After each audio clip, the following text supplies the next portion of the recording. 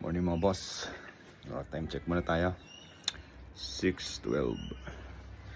Punta tayo sa Wonggong Dam sa Armadale. Bali 2 and 45 minutes cycling. Siguro mga 3 hours natin bibirahin yan kasi medyo mataas yun. So see you there. Dito tayo sa Anketel. Ang ganda ng umaga.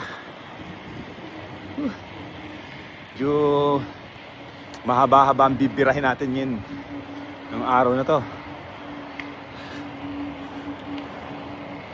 Bali 3 hours. Tapos balikan 6 hours. O mga 8 hours ko siguro titirahin. Isang araw. 8 oras para nagtrabaho. Alright. Sira yung phone holder natin.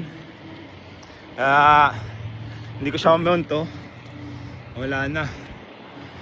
Tsaga tayo sa hawak-hawak.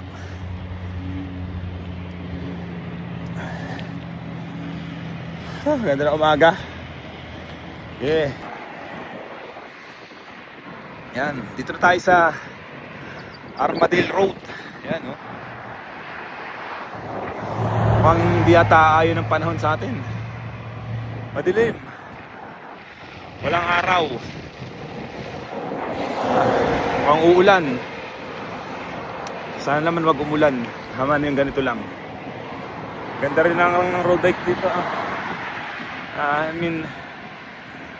Bike lane. Ganda ng bike lane dito. Makinis. Let's see kung uulan o hindi. Tingnan natin. See ya. So yun mga boss, dito na tayo. Wonggong Dam. Kaso sarado. Punta ko dun sa kabila, sarado din. So failed. Siguro balikan na lang natin next time. Refill lang tayo, no? Sarado. Pahinga lang tayo ng konti, tapos uwi na. Sad. Nakakalungkot naman. Aray mo. Ayan, pauwi na tayo mga boss. Hindi natin napuntahan kasi sarado.